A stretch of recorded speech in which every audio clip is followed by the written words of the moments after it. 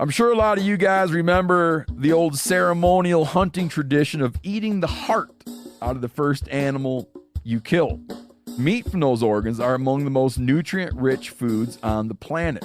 You can get those same benefits your ancestors craved via convenient daily capsules from Heart and Soil. Find out more at heartandsoil.co. And remember, use code MeatEater for 10% off your purchase. There's nothing like snook hook sets at dawn or catching a tarpon in the moonlight. Find your next fishing trip made easy on fishingbooker.com and experience the magic of the Sunshine State or any other destination on your fishing bucket list. Book a blue water adventure in search of sailfish or go snapper fishing with the kids. With over 6,000 captains and trips to choose from, planning your next one just got a whole lot easier. Download the Fishing Booker app on the Google Play or App Store or visit them online at fishingbooker.com to book your trip today.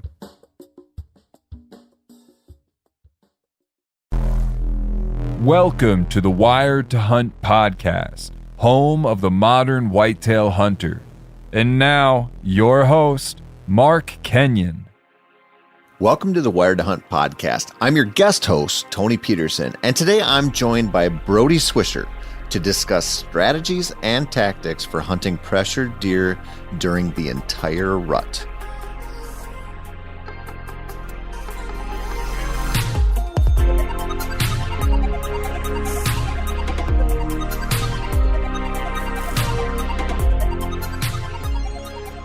All right, folks, welcome to the Wired to Hunt podcast, which is brought to you by First Light. You might notice that this is not the voice of Mark Kenyon. He's off at the National Air Guitar Championship, where he's competing as a semifinalist after winning the Midwest Regional back in April, so wish him luck. You got me instead, and today my guest is Brodie Swisher. Brody is an outdoor writer and a whitetail nut. He lives in Tennessee, but he hunts all over the country, not only for his job, but for his personal obsession. He's one of my favorite industry personalities for a couple of reasons. He's just down to earth, and he's truly honest about his hunting motivations. I love that, and you're going to hear that in this episode. He's also just ate up with hunting because he loves it, and he'll shoot a deer for meat just as quickly as he'll drop the hammer on a big buck, which is something you know I love too. I had a great time chatting with him, and I think you're going to love his fresh take on hunting and his in-depth strategies for staying on bucks from the last part of October all the way through November. Brodie Swisher, it is good to see your face, buddy. Absolutely, man. Always good to see you and catch up every few months, every season, whatever it is, man. Always good to get back in the groove and catch up with you a bit. So we were just chatting off air. You and I have hunted together a few times. We've known each other, I don't know, 6, 7, 8 years now. And when we were going to set up this interview, I looked back on our text strings to see if I could find your Skype username so I could look you up. And I had totally forgotten about this. But we hunted Florida together on that frickin' mosquito fest down there a few years ago. And there's a part of that text string where I had grunted in a spike and I was texting the guy who was kind of in charge of the thing. I'm like, I got a buck coming. I need to shoot it. I got to shoot it. And he's like, how big is it? I'm like, it's a spike. He's like, you can't shoot it. So I was texting you at the same time. And you're like, brother, you got to shoot that deer. And I'm like, they won't let me. Yep.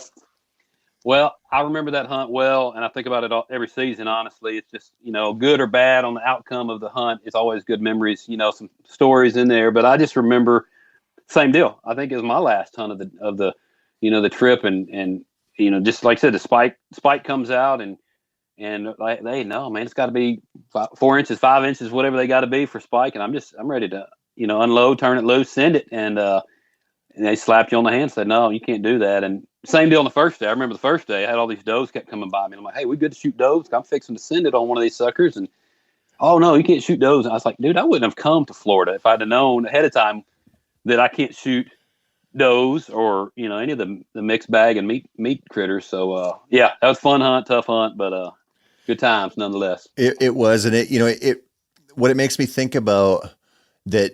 I think I don't want to get in trouble with this, but I'm going to say it anyway. So that was a media hunt, right? This camel company brought us down there to do that hunt, test out some stuff. So that was bought and paid for. We didn't pay for it. It was kind of a guided deal, and the assumption on those hunts is always that it's a trophy hunt. Like you show up and everybody's hunting trophies and it's just like accepted that way. And so when somebody like you or I gets into the camp, it sort of shakes things off the foundation just a little bit, because you do the same thing I do in those situations. I don't really do those hunts anymore, but I always would be like, what's the smallest thing I can shoot and not get kicked out of camp? That's right. That's right. And that's one of the reasons I think that you and I have gotten to be good buddies. Is that I would label you as just a hunter. Like I wouldn't put, I wouldn't say straight public land hunter, private land hunter, deer grower, trophy hunter, none of that. I would just be like, that dude is just a hunter of critters. And I love that. Yep, absolutely. That's me, man. I'm in the same boat as a lot of guys. We all want to see the big bucks, man. Who doesn't want to shoot a big buck? For somebody to say, I'm not a big buck hunter and I'll pass on a trophy when he comes by because I want to shoot it. We're not doing that. But man, here's the deal. I mean, I like to hunt. I like to provide. I like to take care of my family. I like the experiences. I like the story. I like to prove once again to myself and remind myself that I can do it again and still got it, whatever. All the different aspects for me go into it. It doesn't matter. Public land, private land, whatever. I enjoy the hunt. And as long as it's legal and you're doing things like you're supposed to, I love to play the game every time. And so it is just, I'm very much an opportunistic hunter. And like I said, trophy buck, spike buck, I love to tell a story, make stories. And so it's hard not to take advantage of those opportunities when they come. And I still love it. I've been doing it a long time, but I still love coming to full draw, seeing if I can get to full draw with one standing right there at 12 yards. And so it's a lot of fun. Yeah. And you've got a big family and you feed them a lot of wild game. And I had a conversation the other day with a fellow that I kind of like, I know him a little bit, and he's a bow hunter, and he was telling me how him and his son 3 years ago both shot nice bucks and they're still eating them.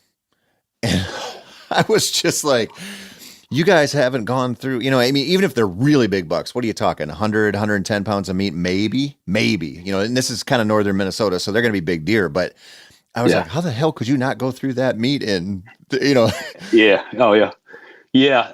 That's it. I don't know. They must not be eating enough tacos or something, but it gets going quick. And I do. I laugh every time I see, it seems like it's some chick or whoever, on social media, and they'll kill a 60-pound doe and like just filled the freezer. And I'm like, no, you did not. I don't know how big your freezer is, but it's going to take more than that. I love you, the trying, but yeah, it takes us a lot of meat to fill the freezer, and we do keep it stocked. And that's usually, about this time of year, my wife's like, hey, you need to get out there and kill some critters because we're getting thin in the freezer. And so I love those directions and orders from the boss to get out there and get some meat. So yeah, that part's fun. I mean, when you think about that, I always use this as an example. This was probably 12, 13 years ago. This was back when a non-resident could buy an over-the-counter antelope tag in North Dakota for archery. And I went out, a couple of buddies of mine and my dad, we went out hunting for the opener, and I shot an antelope the first night. And, it wasn't a real big goat or anything. Even a big one is not that big, but we ate that entire thing during our hunt, except for one. I had one sandwich bag, maybe it was tenderloins or something of meat that I brought home from that. It was awesome. Every night you're feeding 4 guys who are spotting and stalking all day, That's so right. we ate a lot. And so it was like every night was awesome because you're eating fresh antelope. But then when you go home from a hunt where you were successful and you've got like 7 ounces of meat, it kind of sucks. You bring home a Ziploc bag to the rest of the family. They're not quite as impressed, are they? No, but that part's good. You started out your fall this year, way back in, early September, maybe even late August, hunting some velvet deer, and you killed one in Kentucky, right? That's right. Yeah, that was the start to my season. First, I got to play the game there, and had a great week. It was fun. I was kind of getting over the COVID stuff from a month ago or better, and just kind of getting my energy back. And it was a great way to get in the stand and just be back in the woods, bow hunting again, man. I look forward to it every year. Like I said, this year was a little bit of a struggle, just not having the energy. That COVID kind of sucked the life out of me, and but just getting back in the game, a lot of fun. Yeah, we had a great time hunting.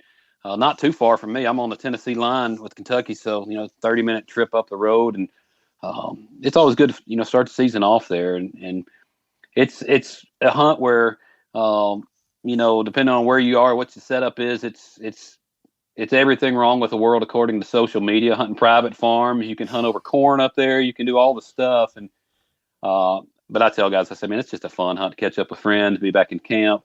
Again, if it's legal, I enjoy it. And I love tapping into that opportunity, hunting afternoons there. And, I guess it was the second night of the hunt, sitting up on a little ridge that had food plots on top and had corn out as well. And, just a beautiful evening. I had several bucks come through, had some does and fawns, and the buck that I was after was just a goofy 7-pointer buck that, my buddy said, "Hey man, I've got this 7-pointer. He's an older buck, very mature buck, but he just never has grown. He got short tines, kind of the short tine 7-pointer. One side's goofy, and again, just being an opportunistic hunter, I said, man, that's put me in the stand, man. Let me turn me loose. I'll go after it, So I've enjoyed those opportunities. Sometimes call it a coal man or whatever, just shooting the deer that other guys won't, and man, it's. Again, I have a big time. I got a story to tell, memories made, and some guys will go home empty-handed because they don't want to shoot a certain deer. They got a higher standard, and that's okay too, Yep. But I just love to play the game. Coming home with a cooler full of meat and stories made, and so can't complain one bit. Yeah, and those I was talking to Tyler Jones from the Element after he went down. He went up to Nebraska. And he killed a nice buck right away. First couple days of the season, and just talking to him, and he was like, as I was talking to him, he was cutting that deer up, and he was just happy. Like, just you start the season, we're in a little bit different a place because we make our living off of this. So when you get that monkey off your back right away, it's nice, but it's just so fun to start the year right away with a successful hunt like that. It's such a freaking blast, man. Yeah, absolutely. And that was the deal for me. The next night or two after that buck, I shot a doe, and so had two deer in the cooler. And it is, man, the monkey's off the back, get to come home and knowing that, hey, our regular season here in Tennessee hadn't even started. We got a couple more weeks, but I've already got 2 tags punched, for the season, testing out some gear and just 2 deer in, right off the bat. So my kids are fired up because they know, hey, that means opening day is their time. They're thinking Dad's done for a while. We're up to bat, in the stand or ground blind. So you mentioned, I want to talk about pre-rut and rut strategies with you, yeah. But you mentioned taking your kids. How many kids you got hunting now? Well, I've got 4 kids, and my oldest daughter, she's 18, and she's big into soccer, and her hunting, she'll hunt a time or 2 a year now. She's just so busy with everything. But my boys, I got 3 boys that any given weekend think they need to be in the woods. It's their turn. And so they all love it. And so, yeah, it's fun. It's a challenge just because, again, they all want to go. And so just making those opportunities, getting those blinds in the right spot and just setting up for success is tough. But, and there's many times where I'm in the blind with them and we're 2 or 3 of us in the blind, and I swear I'll never do it again. And then I get home and I realize, man, that's the memories that we're making for a lifetime, Yeah. So do you, when you're bringing those boys, are you hunting as well, or are you just guiding? No, I'm just guiding. I used to do that. I used to pack my bow in there and think, okay, well, maybe you'll shoot one and I will. And then it just turns into a cluster. And then of course, in their mind too, they're thinking, well, this ain't about me. This is about him. He's going to shove me out of the way if the big buck walks out. That's why he's got his bow. And so anymore, I carry the camera, and it's just all about them getting the shot, and depending on the situation. I mean, if there is a legitimate, from my older boy, if there's a legitimate opportunity for us to, double up on turkeys, or if there's an opportunity for a true double opportunity, then maybe, but for the most part, it's back in their gear, and we got so much crap to carry. I don't the thought of carrying my own stuff, weapon for me as well. It's not a chance. We got so much stuff, cameras and gear and tripods and ground blinds and all the stuff. And so there's more than enough boat as it is. Yeah, I'm in the same boat as you. When I take my little girls out, because we're hunting, whether it's turkeys or deer, we're hunting out of blinds. And I kind of made the decision when I started with them. I'm like, it's their time. I'm just going to guide. Yeah. And I don't bring a weapon. And I actually love it. Like it really causes me to just be, like you said, like this is for them. And so my decision-making process is always like, how do we get them a bird, or how do we get them a deer? And to me, I don't know about you, but I actually feel like, even though, like you said, you got a ton of gear to carry and you got a lot of stuff to think about with kids, I feel so unburdened because I'm not worried about filling a tag for myself. I feel like I just flow state that stuff so much better. And I'm just like, I'm in it. It makes me feel like I'm in it for the right reasons. I don't know if that makes sense or not. No, absolutely. Yeah. I mean, it's so pure. And, again, to me, it's just making those memories, and I, I think back to my first opportunities, and man, I remember those so much, and just appreciate my dad so much for not blowing it and leaving me behind, and making sure he invested in me and taking me on those opportunities that I've never forgotten.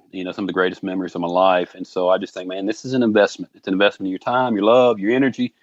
And man, don't miss out on that, because it's going to come back, and it's going to be way bigger than me going off and shooting any buck of any kind on my own. Is investing in those memories. Yeah. Can I go on a rant for a second? Because what you just said reminds me of something that pisses me off, and I'm curious if you ever experienced this. So, you have the one daughter, and then you got 3 boys. I have 2 daughters. And it's weird because, my daughters they're bumping up on 10 years old. And it's weird how often people tell me how horrible they're going to be. And like, even strangers, they'll send me an email and be like, it's really awesome that you're taking your girls hunting, but in 4 years, you're going to hate them, and you're going to want to do this, and they're going to hate you. And I'm like, A, I know that that's a possibility. Believe me, like I get it. And like, B, like, where do we get if you constantly remind me of this? You know what I mean? Like, what are we doing here? I don't want to sit there and look at the future and be like, well, this could suck, so I'm going to let it ruin this time now. It's bizarre to me. Yeah. Well, and I hear that from time to time too. And I'm usually quick to say, hey, just because you had a bad experience with your family and your situation or whatever, doesn't mean that's going to be my deal with my daughter, whatever. And she still loves it. I mean, she's so busy with everything else, but, yeah, it is. You just have to make it happen, in this moment, not focus on what's going to be on down the line and what might change or whatever. And again, just invest in the time you've got right now. And, like I said, even despite the fact that she's gotten busier and doesn't get to hunt as much, I mean, every year she'll still say, hey, I want to go, I want to get out there with you. And I think for her more than anything, I think it's just about being with me, spend that time. She enjoys that. And so, yeah, I just keep taking them, and don't push it, don't force it, just let them do their thing and enjoy it. And again, just being together, making those memories, and it's hard to beat. Yeah, it's awesome. So we're bumping right up on here, pre-rut, coming into the rut. What are your plans for late October throughout November? Gosh, man, I just think all the time, more and more, I find myself digging the last week of October, and that time last week of October through those first couple weeks of November, before bucks just absolutely lose their mind, it's some of the best time. I think guys miss out a lot of times putting in all their time and taking their vacation for the rut itself. Miss out a lot of opportunities at pre-rut. Starting late October. I mean, man, gosh, late October could be the best possible time. I've killed a lot of good bucks, at pre-rut. And that's, to me, is when things start shaking, things start kicking, is that late October and that first week of November. For me, that's when I do the majority of my calling, the most responsive. I see in calling, be it rattling, grunting, and calling bucks out of those bedding areas, those thickets that I'm hanging out near. But it really starts to happen in that time again. A lot of guys take their time later on in November, but and that's good because that opens the woods up for me. But that time last week of October, first part of November, again, calling is key. I do a lot of that. But to me, it's that time when those bucks first start realizing, here we go. The big boys start realizing, and they start slipping a little further and further. I know some guys that say bucks are, completely nocturnal or whatever, but man, in my mind, there's a buck standing on his feet somewhere. You just got to get close enough to where you're going to see him. He's going to get up, he's going to move around. Yeah, he may be nocturnal from the standpoint of running wide open through the fields in the day or big timber. But man, he's on his feet somewhere. He's going to get up and stretch somewhere. And as that end of October comes on, first part of November, that's when, again, I see them starting venturing further and further from that bed. And they start cracking out in that food plot, before last light, or they start getting out where your tree stand is, wherever it is, placement wise, they're just starting to venture a little further and further from their beds. And that's that first opportunity for those bigger deer to get out and see what all the fuss is about. Because, good and well, all those young bucks, man, they're running wide open thinking, it's go time, starting mid-October, whatever. And, the guys get fired up, say, hey, man, the rut's on. Well, you just got them young bucks, those older bucks, they're kind of hanging back. They've played the game. They know the deal. They'll kind of lay low. But, again, you get into that last week of October, first part of November. And, again, just catching them starting to slip up on their feet a little more, get out and venture around a little more. It's just a good time to be in the tree.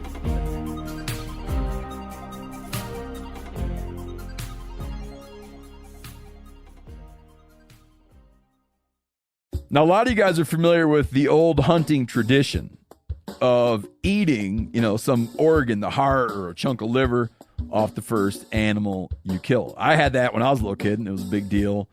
Organ meats were always prized by frontier people who knew the importance of getting a lot of different minerals and nutrients. And as often is the case, those guys were onto something, because organs are among the most nutrient-rich foods on the planet. And you can get the same benefits your ancestors craved via convenient daily capsules from Heart and Soil, made exclusively from regeneratively raised, grass-fed, and finished cattle. Heart and Soil's unique freeze-drying process means all those important nutrients are trapped in, ensuring you experience every one of the benefits of nature's superfood in a clean, convenient, taste-free capsule. Find out more at heartandsoil.co, and make sure to use code MeatEater for 10% off your purchase. That's heartandsoil.co. Use the code MeatEater. There's nothing like snook hook sets at dawn or catching a tarpon in the moonlight. Find your next fishing trip made easy on fishingbooker.com and experience the magic of the Sunshine State or any other destination on your fishing bucket list. Book a blue water adventure in search of sailfish or go snapper fishing with the kids. With over 6,000 captains and trips to choose from, planning your next one just got a whole lot easier. Download the Fishing Booker app on the Google Play or App Store, or visit them online at fishingbooker.com to book your trip today.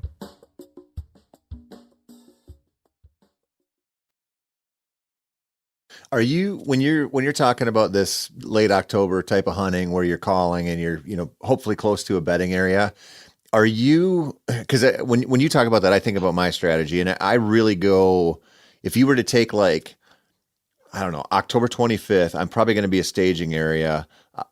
By Halloween or November 1st, then I'm really starting to think those pinch points and the terrain, really using the terrain to my advantage. But when you talk about late October whitetails, it sounds like you're talking about kind of got those bucks pinned down. You're like, all right, he's probably going to be bedding here. I know he's going to that plot or he's going to that field.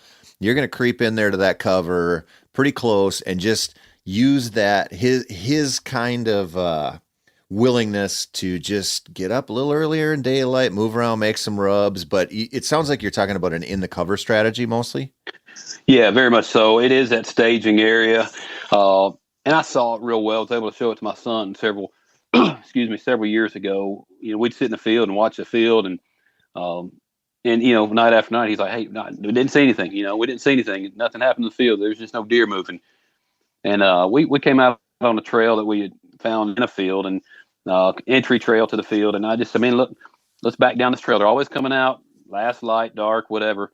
We always find them there. And we found that trail. We just backtracked down about 75 yards, 100 yards into the woods, and just down a little, just a little knife ridge, and just very narrow trail right up the sides of it, though. And we set up in there, and it was just night and day difference catching those deer. Again, late October, and they were just all hanging out right there. And I'm like, dude, we missed it. We're sitting out in the field waiting on something to happen in the field, but it's all right here. We would have never known. We back at a stand up in there, and get him up in there, and he was able to kill a little 10-pointer, and it just came right down the trail right in front of him. And just a beautiful thing, man. And again, it's just backing up, catching those staging areas, finding those deer that have slid out of their bedding areas, and they're not blowing out in that field yet, corn, beans, whatever it is. They're not blowing out there yet. They're still hanging back. The safety, the security of that little staging area.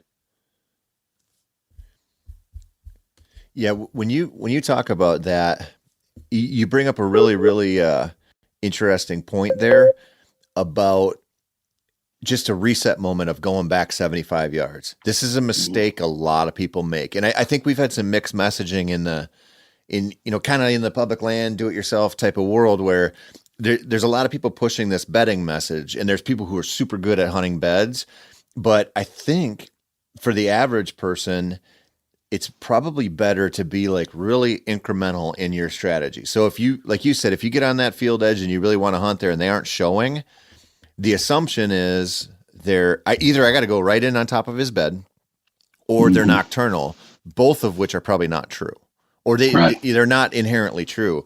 And when you're bow hunting, even private land, public land, it doesn't really seem to matter. Those deer that you're talking about there and taking your son in there and killing them, those deer are just waiting for you guys to leave. There's a reason they're staging in there. They know where that hunting pressure is concentrated, and they know it as little as 75 yards away. They're safe to get up and eat some acorns or do whatever they want, make a rub, check a scrape. They're just not going out where you've been concentrating your pressure. And as little of a move as that is can make all the difference. Absolutely. Yeah. Excuse me. And I think we do, between checking stuff, scouting stuff, and we got to be scouting. I get it, but I think so many guys underestimate the fact that every scouting trip they make, every trail camera check they make, every time they're setting foot in there and trimming shooting lanes, going back and double checking everything's good, and just wanting to look one more time, and all the stuff of that human pressure in there, and they just underestimate the fact that those deer know, man. You may get by with the young bucks, young does, and stuff, may not give a rip, but those mature deer know, bucks, does, whatever. They know, dude. They know you the first time you step in those woods, I believe. That's why you got to make it happen. That first scent trail you lay down. And yes, they just immediately, I think, one of the places we've seen, just know right away, hey, we're going to slide out a little further down the field. They're going to make, instead of coming out where they always did, all of a sudden you notice came out, 100 yards further down the field. Coincidence? I don't think so. I think those dudes know they're playing you just as much as you're playing them. Yeah. Well, they are. And they're, I think about, I hunt like northern Wisconsin quite a bit around end of October, beginning of November. And so there's, a lot of years where you're dealing with snow, right? Like you might get a couple inches of fresh snow. And the one thing that always just amazes me is, if I throw up a stand on private land and leave it up overnight and we get snow, it's almost a guarantee that I'll see deer tracks walking up to that sucker and somewhere throughout the night. And it's the same thing when you put up a trail camera. The first series of pictures you get are almost always deer looking at it, and a lot of times you get that old doe sniffing right on it, or the buck. I mean, and it's you think, oh, they smelled it. Maybe they smelled it. Maybe they saw it. It doesn't matter. They knew you were there, and they checked it out.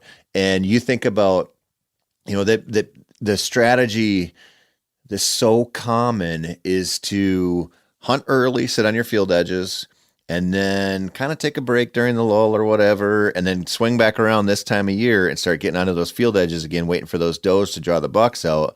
But all of that pressure in the same spot, it just puts them off. And, when like you said something earlier about nocturnal bucks, and, well, maybe they're nocturnal, maybe they're not, or something to that effect. I literally don't believe there's a nocturnal deer out there. Like and you've seen this, I'm sure. When you go hunt like Western whitetails, I mean, you can do this with mule deer too, even though they're different, but you go watch Western whitetails bed down somewhere out in the sage or something. And if you hang with them, those deer get up, they reposition with the sun, with the wind, they browse for a while, or, you get into a situation like I killed a buck a couple years ago in Nebraska on public land on, opening night or the second night. I can't remember. First 2 days of the season. And they were bedding in the middle of a bean field on this walk-in land. They'd get up, feed for a while, bed down, get up all day long. And, those are deer on public land. There's people messing around there, and they're still not they're not nocturnal the way we think. They're just not, like you said, they're not coming out into that field blowing across it at noon because they're out of their minds with the buzz in their nuts. That's right. That's exactly it. The nocturnal thing, again, they're moving somewhere. We have this idea that they're not moving unless they're not. Well, they're not moving where you're at. They're not moving in those easy stands you've got hung out there, just, right next to your truck or whatever. But if you dig a little deeper, you go a little further in. And like you said earlier, just talking about the increments, don't just bust it in there and go, hey, we've got to get in the middle of the bedding area right now because they're not coming in the field anymore. But just keep checking away, and just little increments, and take it in 75 yards closer, 100 yards, and just see what you got. Maybe they don't hit that night. You need to realize, hey, I've got to take it on in another little bit. Just keep working your way in, letting that activity dictate kind of how far you go. But like you said, he's moving somewhere. He's going to stand up. He's going to get out of that sun. He's going to move over it maybe 10 yards, maybe 50 yards. He's going to move and reposition himself with the wind, get out of the sun, find the shade, browse a little bit, whatever. And so he's moving somewhere. It's just a matter of you being in that spot, being close to that spot where you can see that activity when he does stand up. Yeah, and I think to go back to what you talked about where your son killed that buck and just moving 75 yards off, when you think about you think about how important confidence is to so much stuff. Like I talk about this a lot, but I train bird dogs and I work with professional dog trainers all the time. And the good ones, they're just helping dogs constantly develop confidence. New situations, new people, whatever. And you think about whitetail hunting, and the one thing that we do a lot, or you see a lot of new hunters do, is they give into that gotta be where you can see mentality. Rifle hunters do this like crazy. I mean, it's one of the reasons why the rifle hunting or the general gun hunting success is so low, I think, or it could be higher, is because we just have to be where we can see. And so you think about, if you've got that field edge, one of the best strategies people could take is if your action dies, you just go get off of that sucker 30, 40, 50 yards and start looking. Go in, like you said, follow that trail in, follow it back. But the problem we have is we are like, well, I'm going to set up so I can shoot that edge, or I'm going to set up so I'm close enough and do both. And oftentimes you just have to go, I'm not going to be on this edge today. I'm not sitting over this field. I'm just going to move in a little bit, and I'm going to be looking the opposite way. I'm going to look back into the cover, and I'm going to see what those deer are doing. And you see them, when you see them staging, it's just obvious. You see him work through one way, or you work through another way, or, he's making a rub here, and all of a sudden you see the buck come up from the other side, and they meet up for a while, and you just look at it and go, that's just where they're comfortable mingling there in daylight. That's right. Those spots are money. Yeah, it's so fun to be in those spots too, because like you said, they're comfortable there. They know they're good there in their mind. They're good there. They're not walking out like we see them so many times, skittish, nervous, on edge. They know they're in a spot that they're good to go. They've been doing it on a routine. That's a staging area where it's a sanctuary in their mind. They feel comfortable, and they just kind of, like you said, congregate there, chill, waiting on that sun to crawl down. And it's a lot of fun to discover those spots. When you find that spot, you've got something, and that's a spot where stuff's going to happen. And that's where my phone hunting app is full of those kind of spots that I just look forward to every year when the wind gets right and everything's lining up to get into those spots. And that's when you're on the edge of your stand, whatever it is, because it's getting ready to happen. Yeah, and you get, we talk about this all the time, the first sit's the best in a stand, or, that's the mobile hunting strategy is so popular partially for this reason. But really, one of the benefits we don't talk about of getting into a spot like that, when you talk about where deer are comfortable, they're easier to hunt. Like they're just not, you talk about that little knife ridge you're talking about where that feeds up to that food source. They're traveling a certain way. They're using the wind, and they're looking, and they're not expecting danger there the way they are when they pop into that food plot. Or, over in Wisconsin where we hunt, baiting is legal. And if you just put a trail camera up, you don't have to have any corn in front of it, or you put a new ladder stand up. I think those deer are so used to walking into like, oh, there's another corn pile here. There's a camera there. There's a ladder stand 20 yards away.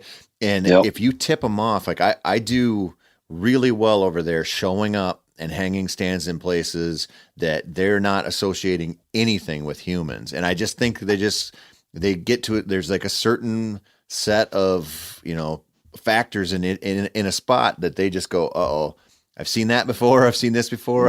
Every time I come into this, there's bad smells here, and they're just more on edge. Just like that little kill plot you sit over and over and over again. It can be a producer all season long, but like you're also just tipping your hat to them. They know, okay, this is a more dangerous place than that spot I like back on that knob over on the hill that nobody seems to come into.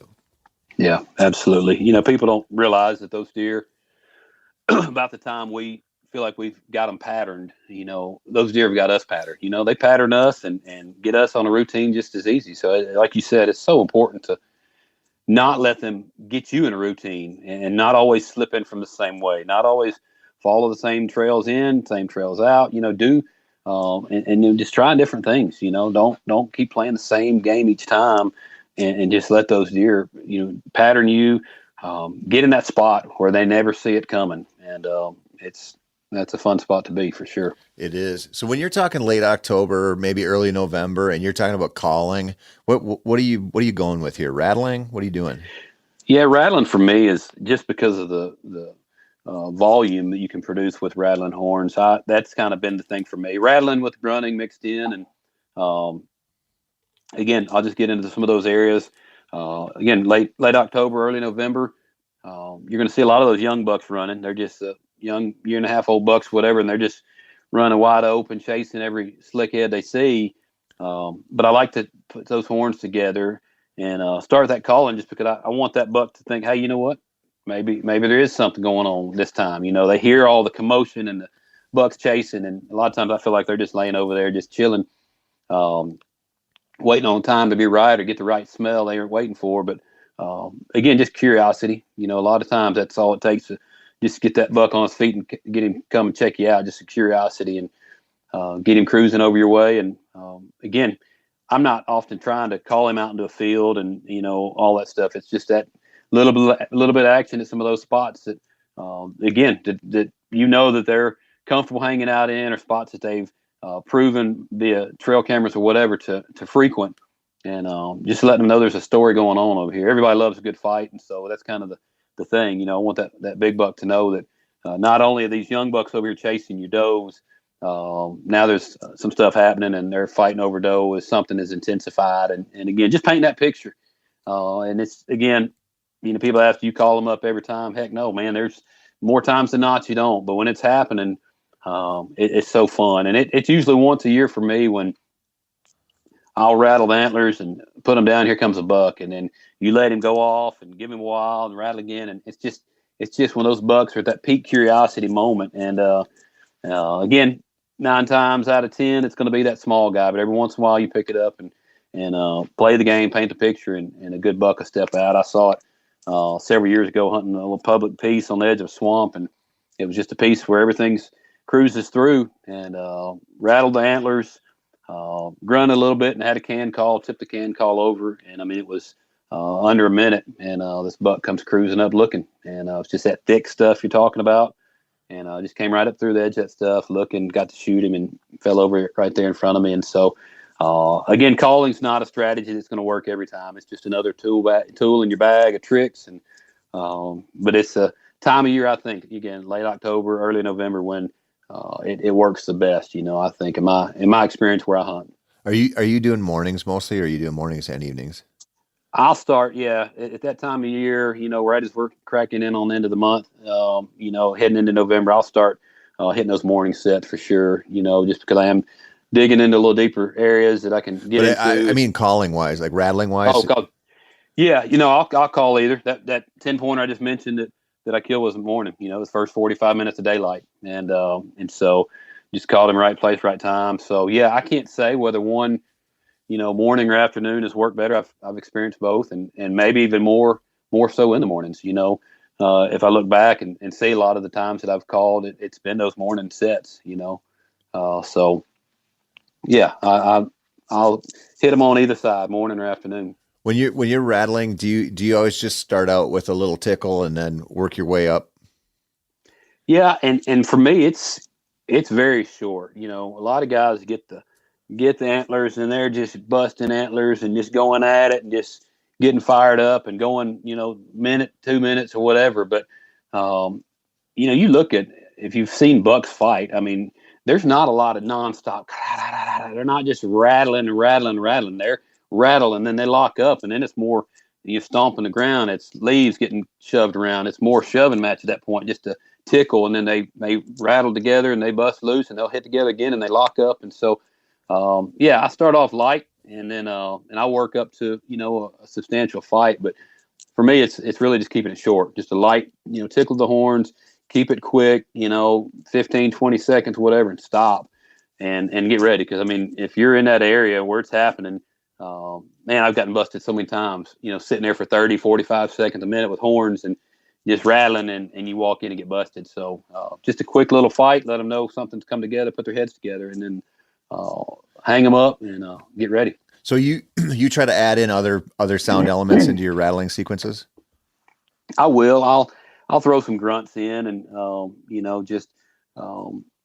typically I'm in the tree. If I'm on the ground, I'll stomp the ground and different stuff like that. But I know there's a lot of stuff I'll see guys do that'll as far as breaking brush or breaking branches and stuff, and all those things, adding, trying to add some realism to it. But for me, it's just grunting, and hitting those horns together. And then, like I said, when I wrap up, I'll tip a can call over. I know a lot of guys laugh at a can style call, and again, never works every time, but I've had enough hunts that they have come in on a string that I'll use that. Again, just telling that picture, you got a fight over here, you got two bucks going at it, and then having that can call just tells, hey, there's a doe that they're fighting for, and I just try to paint that picture.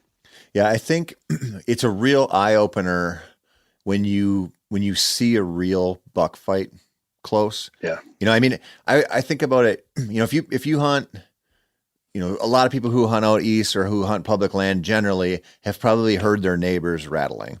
Like, and when you hear it, it's like listening to a politician speak. You're just like, this is not, there's bullshit here. Like, this is not, it's not the right soundscape, Yeah. And when you see, you said everybody loves a good fight. The first one I ever saw, I was in high school and I was on this ridge, this valley below me, and I heard a fight break out below me, and I'm glassing, and I picked up these two bucks, and at the time they were huge to me. They were probably like 2-year-olds, but they were bigger than the spikes and forkies we were usually targeting.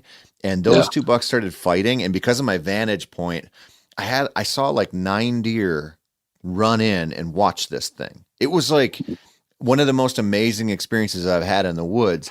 And it made me realize, because we had tried rattling, and it made me realize, like, man, when these deer actually go at it, like you said, it's a real short duration lockup, but it's loud and there's a lot going on. Like, that was in October. So there was, the leaf litter was out and, breaking branches. It just opens your eyes. Like, yeah, if you're a buck there, like we give them too much credit a lot of times for being smart, I think, but they're cautious. And if they're sitting there listening and they're like, okay, they're probably not thinking, man, this is weird that their antlers are hitting together, but I can't hear their hooves on the ground. Right. But there's probably something, just like a turkey when it walks in and your decoy shines wrong. It's not like that's a fake bird. It's just like, I don't feel good about this anymore. I'm going away. You know what I mean? Yeah. Like there's probably not like a whole lot of thought to it. And so I think a lot of times people don't sell their calling sessions. I mean, man, I was sitting over a river in North Dakota, probably, I don't know, 3-4 years ago in mid-October. And I had these two bucks come down to cross to me, and they met in the river and they started fighting in the river. And I'm telling you, it was like, it sounded like they were storming the beach at Normandy, man. There was rocks just like cracking and splashing. And it was like 50,000 times louder than most of our rattling sessions would ever even consider being. And it was, it was like, oh, here's two 200-pound animals fighting. This is not, this is not play, right? Like these dudes are trying to kill each other, and the sound to it is just so vastly different than what we probably put into most of our average calling sessions. Absolutely. Yeah. Yeah. There's certainly a difference in those shoving matches, that those bucks, when they come out of velvet, back earlier on in the month and or September even, and they strip that velvet and they would go from being buddies to start, just establishing who's the boss. And, they're just kind of shoving matches there. But yeah, like you're talking about that in the river, throwdown death match. I mean, that's where there's some serious commotion going on. And so, again, it just comes down to what you're, trying to tell, what the story and what kind of, audible you need to cast as far as your, how far you need to get that sound out there, banging on that again. And, but again, for me, is making those calling sequences short, putting together that sound and then hang it up, because man, so many times I can tell you, so many more times than not, I'll get caught in the past. Anyway, I've gotten busted sitting there standing with the horns in my hand, and here he comes walking out looking, and they're coming in looking, like you said, serious. So they're on the lookout when they're coming in, and they just don't get caught with your grunt call and your can call and your antlers in your hand and get caught looking, so. Yeah, it's definitely something to think about. It's an interesting thing. I mean, I think one of the great intangibles of this, when you're talking about calling in the pre-rut and during the rut, is when if you go sit, I'll never forget. I sat during rifle season in Minnesota years ago on this property, and the neighbor was rattling, and it was like once every 10 minutes, that guy would bang the antlers together and create this fake fight. And it would be like 2:00 in the afternoon, 6 days into gun season. I'm like, dude, like when you're talking about that buck that you rattled in, and you get close to this swamp and you get in the right spot, and then the timing feels right. It's just like, it's a hard thing to talk about, because we sell these ideas like, well, go out and rattle in the pre-rut or the first couple days in November.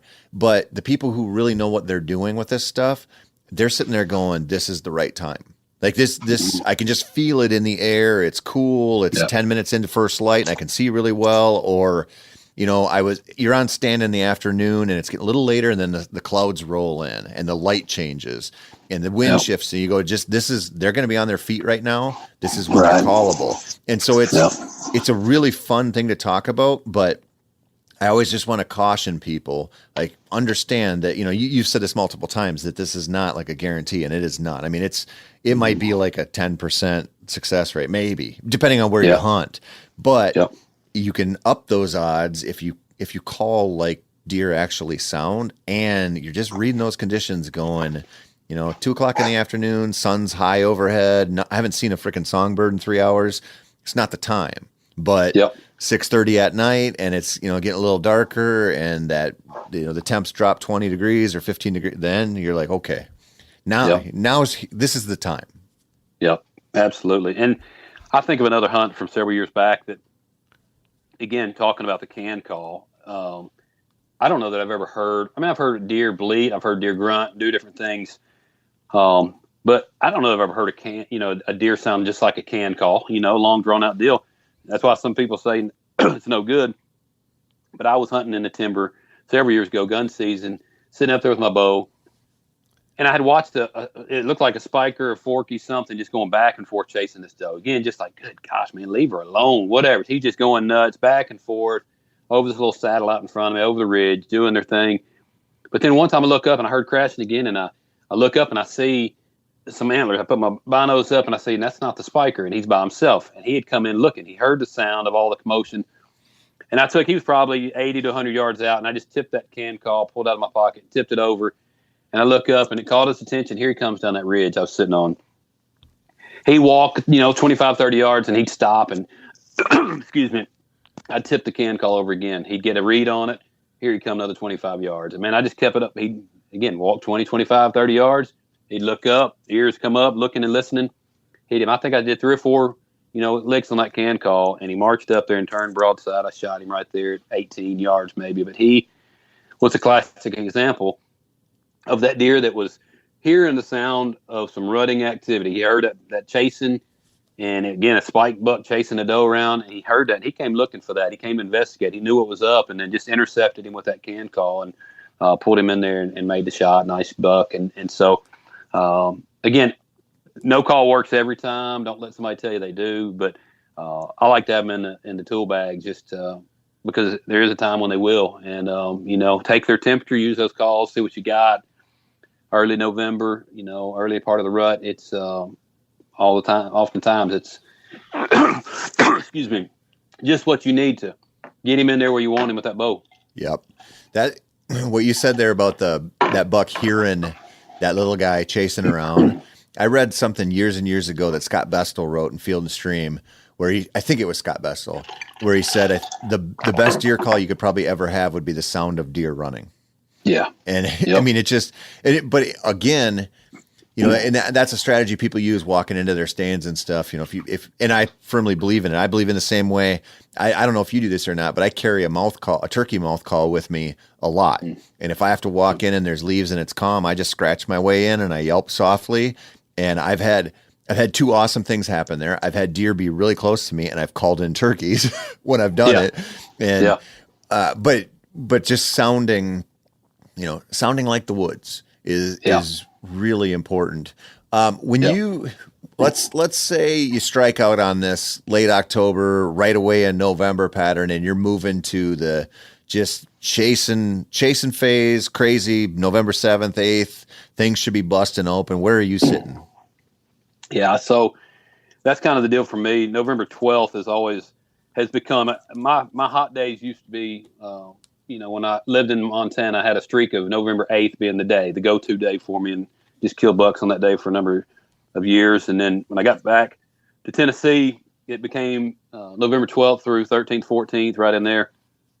And so that's kind of where I've looked and where I had some good success here in West Tennessee over the recent years. But in those couple of years, I've noticed that, just catching those deer slipping along, a couple different transition lines. And, I've got some thick cover that I love to sit in several spots. And it's just that thicket where I know those does are going to hang out, and they're going to be in there, going there to bed. And those bucks will just come up cruising that getting that transition line. And he'll be on that downwind side, and he can just cruise up that line and check that area for anything happening. It happens to be where my tree stands at. So two different pieces of property that I think back on that I've been successful on from that. And they're both the same situation, catching bucks, slipping that low slide of that transition line. And that may be pinch points. That may be just, again, transition lines. And I got an oak ridge that's more open, and they'll be cruising through the oak ridge, but just downwind side of that thicket where the does hang out. And so those are a couple of fun spots. But again, just getting those travel routes that I know that those does have been, or they're going to be at some point cruising in and out of. You can dang sure bet come November 10th, 7th, 8th, 10th to the 15th, whatever, that he's not going to be far behind. I love seeing 6, 7 does go by, and you're thinking, man, why is there not a buck with him? Just give him some time, because he's coming. He won't be far behind, and he's going to come and just scent check that area that they just went into and bedded it. And so so I look for those transition lines, bedding areas, get on the outside lines of those, and I'll set up shop on that, just knowing that he's going to be on that downwind side. Obviously, you got to work the wind, play the wind on those situations, but looking for those places where I know that buck can cruise that downwind side of it, and he can check that whole area, and they're so slick like that.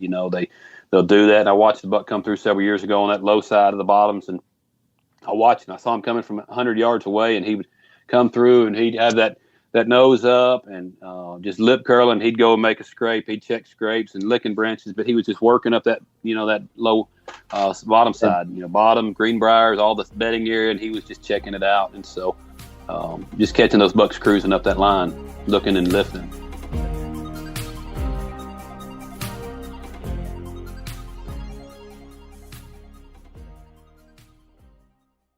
Now, a lot of you guys are familiar with the old hunting tradition of eating, some organ, the heart or a chunk of liver off the first animal you kill. I had that when I was a little kid, and it was a big deal.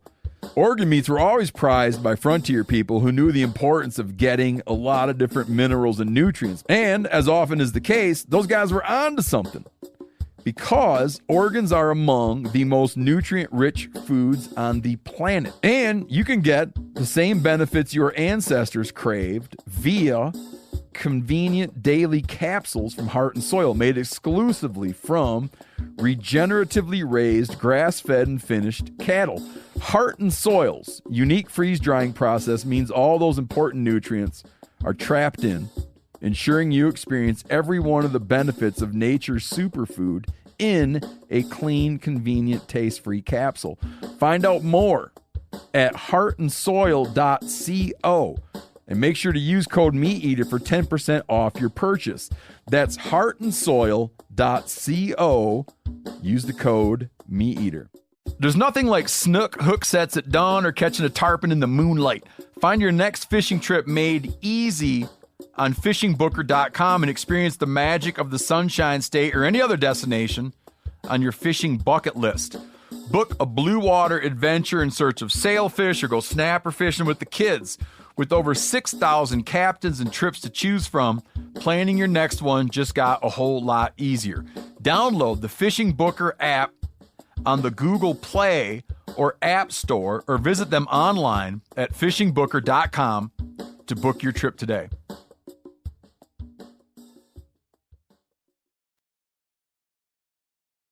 Do you think, because there's really kind of two factions of rut hunting strategies, right? There is that hunt the does strategy, and what you're talking about is playing a doe bedding area. You know, a lot of people will just go to the food sources and wait for the does to come out and hope they bring a buck out with them, which works too. But your strategy is really doable, I think, for more pressured ground stuff. Like I like that. Like personally, I like doe bedding areas and getting on the downwind side way more than playing that food source game for rutting bucks. But then you've got the other faction that's like, I got this badass pinch point. I've got this funnel, whatever it is. The terrain is just like, you're going to go right here. If you go from point A to point B, then you got that strategy. And I kind of think that in my experience, the best hunting I've seen has probably been working those doe bedding areas and playing that downwind game. But in some low density situations or certain situations, you just can't beat that terrain feature. Like if you just have that confidence, like, listen, I got 4 days or 5 days or whatever. If I post up here and the wind doesn't switch out of the north or the west, somebody's coming through. And it's just kind of situational, you know?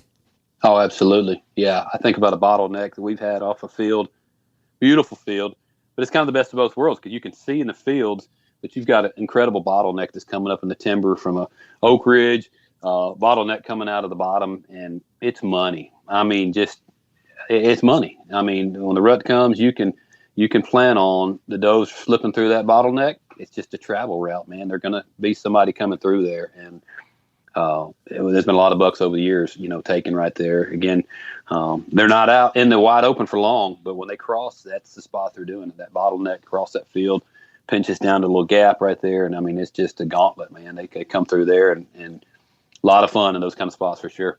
Yeah, those are kind of save your ass situations because you can sit something like that and just have the confidence that eventually they're coming through. That you know, playing a doe bedding area type of hunt, it's so situational on the wind. I mean, and I know everything we do is, but some of those you have to be able to get in there, and you have to be mindful of those does. You have to be mindful of playing the wind so it's good for you, or so it's good for him but better for you. And it's that to me is like a little bit more of a nuanced hunt. I think that's kind of why we lean so hard into the terrain, you know, the funnels, pinch point strategy, because some of those they're just no brainers. Like you just see them and you go, well, if they want to get from this ridge to that ridge, they're either going to cross here or they got to jump 40 feet across this washout, you know, like some of that stuff's just, it's so easy, but there's like a subtlety to that doe bedding area strategy of going, okay, the does are going to come in this way, or they're going to be in here in this spot. He's probably coming from that direction or that direction. He's using the wind to his advantage and he's using his eyes to his advantage. Now I got to get into a position where he thinks he's safe, but I'm close enough to shoot him. Like that's like a chess game. And that's to me is like the most fun kind of like setup to find when you're in the rut. Yeah, absolutely. And you talked about that, just letting that buck feel like he's good. You know, the wind's good for him. But you can make it work as well. And that's so huge, you know, because a lot of guys, I think they say, oh, the wind's bad for me today. Well, man, what is it you got to do to make it doable for you, but still let that buck think, odds are in his favor. And so I like those spots where I've got, a plan A, plan B. So, hey, the wind's not good. Well, I can get right over here and make it good. And just those little subtleties, man, just getting those small little moves. Again, I hunt a lot of crosswind stuff for that reason, just knowing that, hey, this wind may bite me, but I've got just this wind of opportunity. If I can make it, he's going to feel good about it. And I've got my opportunity has tightened up, but it's going to tip the odds for his comfort level to be good, but then, for me to be in the right spot as well. And so, again, just sometimes you got to be thinking about those. Is plan B and C, is it still doable, or am I just going to throw it all out when plan A doesn't work? And so finding those spots where you've got a couple different options to make it happen, even if you're, banging off the ground, if you're just getting in, whatever you got to do, position yourself. Like you said, that's what's so fun about it. It's just that little chess match of just making that move. He thinks he's good, but he has no idea that you just shifted 75 yards over around that side of the pinch point, and now you got him, so that's a whole heck of a lot of fun. It is. And, I think one thing that happens a lot with rut hunts is, we preach this all day sit, and which is you should be doing that if you have the right setup. Absolutely. But there's also this reality where you go, I'm going into that river crossing tomorrow, or I'm going into this pinch point, and I'm going to sit all day. I'm bringing my coffee. I'm bringing my sandwiches. I'm going to find the end of the internet by the end of the day. I'm going to do everything I can to stay there. And then at 11 o'clock, the wind switches. And you go, well, he could still come from this way or that way. Like, man, you got to know when to pull the plug. And like you said, if you have that backup option, pulling the plug is easier. If you don't have that and you talk yourself into sitting there, then you might get in trouble, and it's an in the moment thing. And I think what you really learn when you hunt a lot of different places and you go to a lot of public land where there's just stuff out of your control, like people coming in and what you get kind of used to that mentality. Like, okay, this one went south. What's next? It's not going to take you out of the game. You're just like, okay, well, a lot of times when I go hunting, shit goes wrong and I got to do something else. And if you expect that and you have that plan B built in place, like there's just times where sometimes you got to get out of that tree and go build a natural ground blind, like you said, or just whatever to stay out there. But to make those decisions and commit to them versus talking yourself into riding out a bad program, it's important. And it's tough. It's tougher than people think. Yeah. Yeah. So many times guys are like, well, heck, I'm here. I might as well just sit here and ride it out, knowing the wind's rolling up into the completely wrong spot. But it just comes down to laziness. And I don't want to move, but I don't want to pull my set down, or I don't want to go back to the truck, whatever. They come up with a million different excuses just to keep doing what they're doing, even though they know it's wrong. And that's so much where we've got to say, you know what, this is wrong. This is no good. It's not going to happen here. And if it does happen here, I'm busted. And you got to you got to figure out how to roll with the punches, know when to hold them, know when to fold them. And so that's huge, having that mindset where you're willing to do something different. I think that's a lot of it. A lot of guys go, oh, this sucks, man. This is no good. I'm out. But know and say, hey, why is this not good? And how can I make it different? How can I make it better? What do I need to do to improve my odds for success, and being willing to do that? There's a lot of guys, you leave a lot of guys behind just by that, having that mentality. Because a lot of them, again, they're just lazy. They want the easy hunt. They want the easy sit. They want the easy action. When it doesn't happen, they're gone. But man, if we can realize, hey, there's a better way, there's another way, it's just going to beef our odds up for sure. Yeah, I really think that the message of finding a way to stay in the woods longer and not you. So we do this a lot where we make excuses to go out because we kind of like, oh, the wind switch. Well, it's the smart thing to not hunt, or it's 75 degrees on November 6th and it's it's the smart thing to not hunt. And I'm always like, just go maybe don't go to your best spot, but go. And I know you've seen this. I'll never forget. I mean, I've told this story a million times. The biggest buck I ever killed in my life was on public land in Nebraska in 2014. And that morning, the amount of trucks that came into that property we were hunting was ridiculous. There's about 320 acres of actual hunting cover in there. And we had 8 vehicles come in, and there were other guys camped there already. And so, the hunter per square mile there was nuts, right? Yeah, right. Guys rattling, whatever. But I went out and that morning, climbed up the ridge, went to the back of the property, killed the biggest buck of my life, saw 3 other good ones. One of the guys we walked in from Michigan, who just happened to be walking in close to us, killed a great buck, like a 17-inch wide 8-pointer. And then my buddy killed an 8-pointer on the same ridge.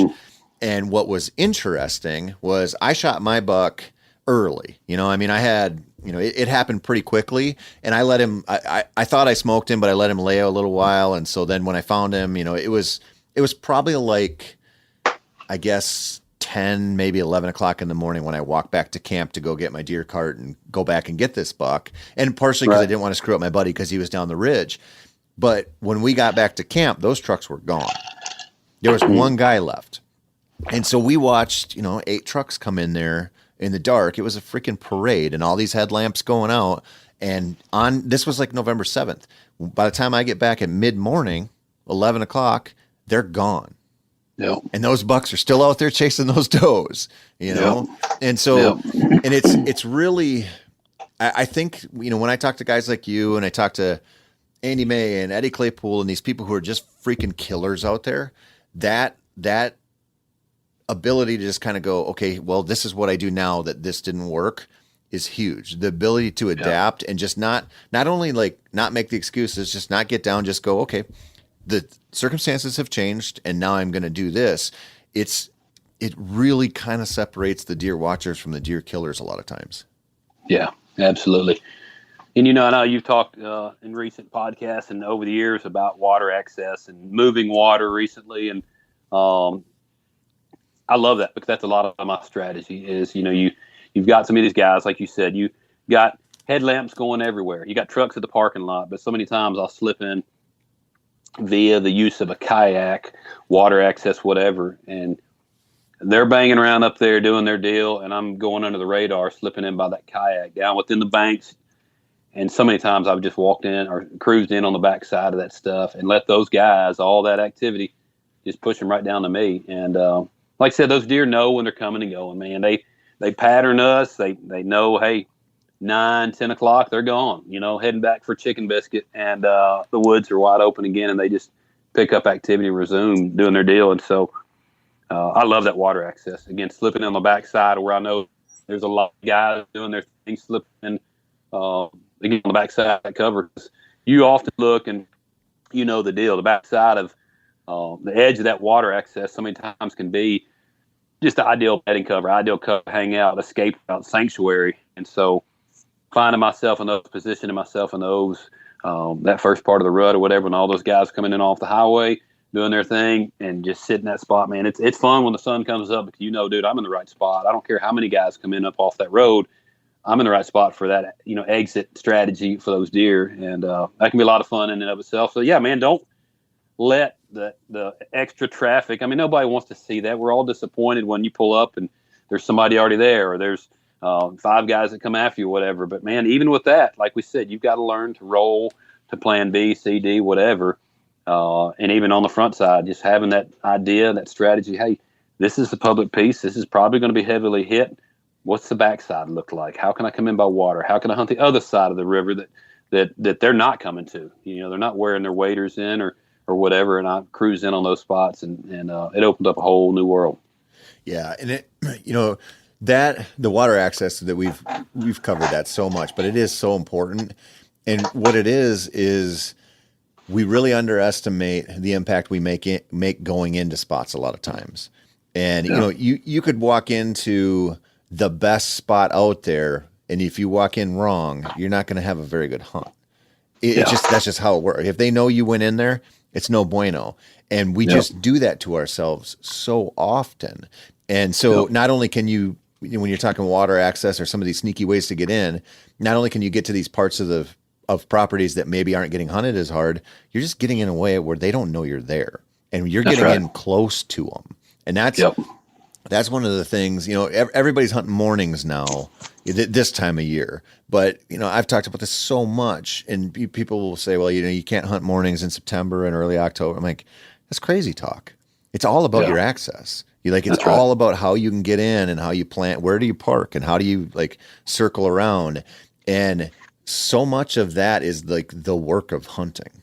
Like so much right. of just making sure that you're not making a dumb mistake and walking an extra half a mile. That's like the real work of hunting pressured deer a lot of times. And it, there are situations where you can't do it. If you got little properties or something like that, you just can't do it. But that's part of the reason why we like big chunks of public land sometimes is That's right. like you can go park in the WMA parking area and you can walk the same trail in that everybody takes, or you can park by the bridge there on the highway, drop down there and get into the river and come in the way the deer just don't expect you. And I just think we don't, I always get this kind of revelation every couple of years when I'm hunting up in northern Wisconsin, where the predator population is so freaking high that we have these does and these deer concentrations right by the cabins and right by the houses and right by the highways. And I'm always like, it's so weird that I get back into this swamp and it looks awesome. And it's like a dead sea for deer sign, but I'm hunting this stupid tree row right by this county road, and here's a whole bunch of deer. And maybe there's a different reason, but in my head, I'm like, okay, well, the bears and the coyotes and the wolves and the bobcats, they live in that swamp. And these deer, right. these does that get smart and they're pulling off a couple fawns or a fawn every year, they're bedding right by the cabin. And they're like, these two-legged predators, I'm not as worried about them because I can pattern them versus those four-leggers that are out here day and night, 24/7, all year round. I think that stuff matters, man. Yeah, absolutely. That's why we see so many opportunities. If you can legally pull it off, hunting closer to houses, hunting closer to roads, and I think about all the deer we drive right by that are sitting there on that, 75 yards off the road, bedded there on a little hump off the side of the road, a little ridge up there, and we drive by them. And I don't want to give away too many secrets that you and I use, but I mean that's it. I mean I think about so many of those things, just overlooked stuff. So many of the little public pieces that I hunt are not very big at all. They're small pieces of ground, but they're stuff that people drive by every day, and they don't think anything of it. And I'm thinking, man, there's deer hanging out in that because there's no pressure there. Yes, it's right there behind the business. Yes, it's right there next to a house or whatever, next to the road. But like you said, those deer have learned there's nothing happening here. There's nothing going on here. There's no pressure here. I'm good to go. And again, they're staying away from that pressure, any predators, whatever it is. And some of those are the best spots for sure. Yeah, and they can really work in your favor in the rut too. And this is something. This is sort of a message we don't get out much because we talk about the rut solving all of our problems, right? Like, the deer are going to be running like crazy and they're going to be going through these pinch points and this fence crossing and whatever. But when you go out, even when you hunt a good place, like there's no guarantee of that. Like you can have this is, I think the hardest thing about the rut a lot of times is our expectations are so high. And then you get out there and you realize like I could go sit all day and not see a deer or see one deer. And then it's like, how do you stay in the game there? And when you think about, like what you're talking about here with these concentrations of deer, wherever they're going to be, if they're right next to the county road or whatever, like you have to find that now. Like you have to be open to looking for that. Just like you said with your staging area strategy earlier, if you go try that thing you believe in your heart and soul where the deer are coming, they don't come. Okay. Yeah. Where are they? And this comes up a lot, but you see this, especially this time of year where deer are laying down sign, man, like they're letting you know. And if you go and you're like, I'm going to hike all the way back to the back of this property, I'm going to be snorting lines of freaking mountain ops off the back of my pack to make it back there, whatever. And then you get back there and it's just not happening. But you walk through an area 200 yards from the parking lot that had a bunch of sign in it. You missed it. Yeah. And everybody does this. Like we fall in love with our ideas and we fall in love with our strategies. And then you get out into nature and nature says, actually, it's happening right here, bro. Walk by it. Don't walk by it. I don't care. But what you actually want to find is all around you right now. And you're married to this idea that you got to go here or do this or sit this spot. And it's just it's not so cut and dry. Yeah. Yeah. You've got so much of that. Then you got so much of the idea. Unfortunately, so many of the YouTube channels and public strategies and all the stuff that we're seeing in social media and YouTube, you see so many guys that are pushing the whole deal of you got to walk 6 miles in here. And then the next guy's like, oh, dude, no, I walked 7 miles. And it's this contest of who's the baddest dude in the woods, public hunting. And you can't hunt under 2 miles from the truck and be a man. You know what I'm saying? That's what That's what the chicks do, right? The girls that are just getting started, that's what they do. Anybody that's been hunting long, any man's going to walk at least 3 or 4, maybe 5 miles. And I've got nothing to prove anymore, man. I'm not into that. If I can find deer within 100 yards of the road and I can legally hunt, a couple 100 yards from the road, whatever, I'm right next to the road. I mean, go with a sign. Don't leave deer to go find deer. That's the biggest thing. And we do that so many times just to prove something, that we're tougher. We walked into the woods and, beat the mosquitoes and whatever. I think we're in a dangerous spot right now because everybody wants to be the baddest deer hunter in the woods. You know what I'm saying? You see it all the time, and it's if you're not hunting public land or if you're not hunting out of saddle, if you're not, hunting 50 feet in a tree, whatever, it just keeps going up and up. And what do you got to do to be the baddest dude, in the woods or whatever? It's like, man, make it, just kill deer, I mean, you don't have to get all this stuff on to impress everybody else. Just do what it takes to kill deer and don't worry about all the other stuff. Yeah. And go have some freaking fun. And all right, we can't help ourselves. I was talking to a buddy of mine this morning who he killed a freaking stud buck in Minnesota last year. It was, I don't remember what it scored. It was like upper 140s, I think. But it was heavy, and it was a freaking toad of a deer. It was a great buck. And he said he talked to a guy the other day who saw a picture of it, and the guy was like, yeah, this area of the state would be good if you guys would just stop shooting all those little 3-year-olds. And this deer was a toad. Nobody's passing up this deer. Like, right. Unless your name, if your last name's Lakoski or Drury, you might pass. Otherwise, nobody else is. Like, everybody kills this buck. And he was just like, I'm just so sick of that kind of idea that like, like you're so special if you target huge bucks, or like maybe not even that, just to like talk down on other people's deer. It's so bizarre. And we just can't help ourselves. Like, we're so locked into the trophy thing that we just forget, like, man, this is supposed to be fun. Like, when you go climb into that tree, you're supposed to be enjoying it. And that's, that's one of the things that I really like talking to the hunting public guys. Like, I think that, everybody's like, oh, Zach showed us how to stalk deer on the ground, or they showed us that deer can be killed in public land. Like, they did that. But what they did was they showed people that you can have a hell of a lot of fun doing this stuff. And like, I think that was like sort of the great intangible that made them so popular, is people looked at that and they go, these guys are having fun. Like, they're not taking themselves super seriously and, preaching this bullshit of, the trophy management stuff. They're just like, we're just out here enjoying it our way and having a blast. And that's refreshing. And I think that's what we have to be like really careful with when we talk about rut hunting. Like I kind of mentioned earlier, is people are so often like, this is my chance to go kill a giant. Like, 20% of bow hunters might do that. Or, by this time of the season, maybe 10 or 12% of bow hunters will fill their tags in November and be done. The rest of you won't.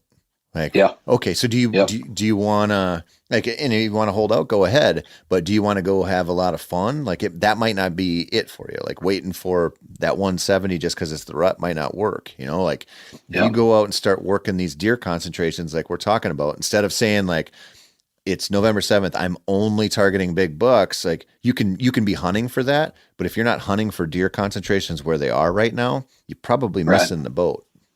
Yeah, absolutely. Yeah. So true. And like you said, man, just positioning yourself where it can happen, getting your odds up. But just not missing out on the fun. My gosh, man. Like you said, the percentage of guys that are going to kill that stud giant, what you dream about, the buck we all dream about, those are pretty few and far between, depending on where you are in the country. For me, it's more like, man, you know what? It's the first week in November. Anything can happen. With every time I sit in that stand, I'm not going to miss out. Just the excitement of knowing that anything can happen every time I put my butt in that stand. That to me is where it's at. Just the fun of that. Just knowing that, man, I'm not missing a sunrise, because again, it's the first week, second week of November, end of October, whatever. And dude, anything can happen. I mean, it's just at this time of year. And so I want to ride it out and be there as much as I can, and, and hunt smart, obviously don't just go blowing up your spots just because you feel like you need to be there every day, but hunt smart, strategically, but just be there. It's time to be there, man, and get in the woods and, again, catch those bucks as they first start to venture out from those beds, and get wandering a little further, and he's realizing. And your trail cameras will show you. If you run trail cameras, you're going to see, hey, he's gone from coming out into the field or whatever at 12 o'clock at night. Now he's 10 o'clock, and now it's creeping. And you'll see that little trend, that transition. He starts creeping closer and closer, and it's happening at this time of year. Next thing you know, he's right there, right before dark, and those are the times where I say, you know what, I've got to be there because he's creeping closer and closer to daylight, and then boom, next thing you know, here he comes down the trail. So you got to be there this time of year. Absolutely. You bring up a good point there about trail cameras, where the midnight picture, yeah, that's cool, whatever, he's there, but that picture right after dark on that food plot or that field edge, that's telling you something. Like that's telling you you're not dealing with a nocturnal deer. You're dealing with a deer you can kill in a staging area. The other thing you said there about not missing a sunrise, I think when you get to a certain age and you get a lot of experience in this, you realize like maybe the first 2 weeks in November are the best example out in the outdoors. Like when you've done this a lot, you want to put yourself in the woods, like, because how many Novembers are you going to get? It's like elk hunting. Like you go elk hunting and you have one good elk hunt. It's like, how many, if you live where a lot of the listeners here do, you're not getting that many weeks in the mountains before you're dead, or, the first 4 or 5 days of turkey season. Like you want to miss that one of those mornings? No way, man. The thing about it is the fun of deer hunting. We've painted this picture of like, and we default to this all the time. I do it all the time, where it's the killing the big bucks is kind of what we default to talking about. But one of the things that makes it so damn enjoyable is believing you got a real shot of seeing deer. Like when you go, like you talked about that bottleneck stand, that's just money. When the conditions set up and you've got some history with a spot, or you walk in and the freaking sign is legit and you hang that stand, or you saddle up and you just believe it, even when you don't see anything. Like if you flame out for whatever reason, that's still more fun than a lot of hunts, because you're sitting there going any second. It's, that's one of the reasons that those early season, velvet hunts, or those early season Western kind of river type hunts are so fun. You sit up there in glass and you go, Jesus, I saw 17 deer cross here yesterday, and I'm going to go hang a stand here today. Like, even if for whatever reason, a pack of coyotes, a mountain lion comes in, other hunters, and it gets blown up, the time that you're sitting there, you're like, I can't think of hardly a better way to use my time than planting my butt in a tree then. Yeah, absolutely. And that happened back in the early season, in Kentucky. I remember sitting there knowing I'm in the right spot. It's going to happen. Just that nausea, just that almost the butterflies, my hands start sweating that last 30, 45 minutes of daylight. I'm sitting there and my hands are sweating. I hadn't even seen a deer yet, but just knowing, hey, it's about to happen. It's about to go down. And again, I get the butterflies, I get the jitters, nausea, sweaty hands. And I'm like, Lord have mercy, I don't know if I can handle this when it does happen, and gosh, that just, again, that experience, that excitement, that's why we need to do it, man. You're going to have, if you can learn to love that, that's, you're going to get more of that than you are that encounter with a giant. That's few and far between, like we said. But man, if you can learn to love the experience, love just the journey along the way to get into that shot opportunity, man, that's where you're going to make your money, man. That's the good stuff. That's just enjoying it, and in my mind, being there for the right reason, just enjoying the journey along the way and not missing out on all that, because you're so focused on, I've got to find this one buck that I saw one time on a trail camera at midnight back in August. You know what I'm saying? I mean, so many people will just blow their whole season for something that a fleeting glance of a deer they've never seen in daylight. And so, man, just enjoy the ride, enjoy the journey. There's nothing like it. Yeah, and I want to tie a bow on this with to go back to that, what you said about not missing a sunrise. Like that's one thing that I'm trying to like really instill in my daughters. Like I do this in the summer with our smallmouth fishing. Because they can get up, we can get up, and we can hit the lake at sunrise. There's no boats out, there's no jet skiers, there's no other kids to play with yet. Everybody's still sleeping. You just get that moment of 2 hours of awesome topwater fishing, and it doesn't take away anything else from your day, really. I mean, you might be a little tired, but it's like you never regret it. Even when you go out and the fishing's not that good, you got a cold front come in or something happens, you still never regret it. Just like getting up for turkey. It's just like getting out there, even if it's November 20th and you're like, oh man, it's going to be a lockdown and, whatever's not happening. I'm like, man, maybe it's going to suck. But if you go into it and still think, oh, it's November and something could happen. And like, there's a lot worse ways to spend your time. Like go get into the woods. Like I think that one of the biggest keys to becoming like a really content, happy hunter who kills a lot is just accepting the fact that you like being out there more than anything else, and just making that if the family's squared away and everything's squared away and you can be out there, be out there. That's right. Absolutely. Yeah. You got to put your time in. I remember reading articles, about that kind of stuff when I was a kid, magazine articles of you just got to put your time in. You got to put your time in, hunt as much as you can. And like you said, I mean, you got to take care of your responsibilities and your family and make sure you're not neglecting time you need to be having with your wife and kids. But my gosh, man, you got to put that time in. I mean, I know so many days where I've slept in and just got lazy. I've been beating it up all through archery season. And, again, November gets here and I'm like, gosh, dang, you start making excuses for why you're going to not hunt this stand or whatever. And I'm like, dude, you can sleep. You can sleep in December or Jan. You can sleep during duck season, whatever, after duck season. But you've got to get there, man. And like you said, you can take that midday nap, whatever. But man, I just hate to miss a morning, just out of being lazy during the rut. These first few weeks of November. Gosh, as much as I can be, I'm going to try to be out there and again, hunting smart, but just not missing out on those opportunities when they come by. So yeah, I really realized how important that was when I quit drinking. And I woke up every day like, okay, I'm still tired and stuff but just not feeling like shit. And just like it just how it changed my perspective of every hunt and every string of hunts where it's, you're on a trip with your buddies and it's 7 days, or it's the 6th day of your rutcation.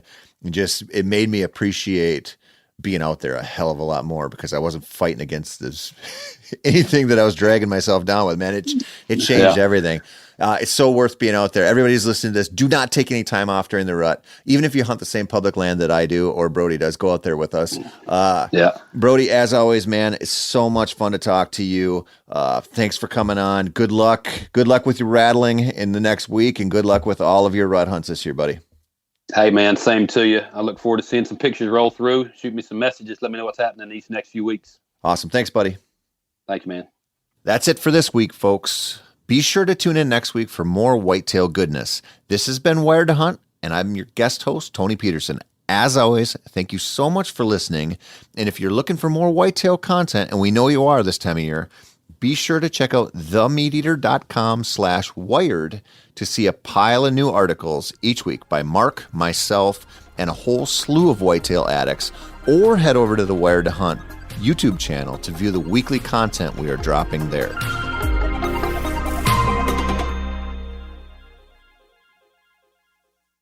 I'm sure a lot of you guys remember the old ceremonial hunting tradition of eating the heart out of the first animal you kill. Meat from those organs are among the most nutrient-rich foods on the planet. You can get those same benefits your ancestors craved via convenient daily capsules from Heart and Soil. Find out more at heartandsoil.co. And remember, use code MeatEater for 10% off your purchase. After 3 years of work, our follow-up to the Meat Eater Fish and Game Cookbook is here. It's the Meat Eater Outdoor Cookbook, wild game recipes for the grill, smoker, campfire, and camp stove. Here is your book for everything that's best cooked or eaten outside, from grilling to open fire cooking to Dutch ovens to smokers to barbecue to backpacking meals to how to pull off the perfect fish fry, with pit stops along the way for lessons about Ice Age cooking methods and the best 5 ways to construct a cooking fire you can be proud of. And of course, we're focusing on wild game and fish here with over 100 recipes, including stuffed venison burgers 3 ways, wild duck with ahi verde sauce, a jerky made with cola, a gin and tonic made with fire-charred lemons, and grilled frog legs made with a sticky sweet sauce. This ain't your normal cookbook, So be prepared to be surprised. Get your copy now. For more info, visit themeateater.com or buy it wherever books are sold.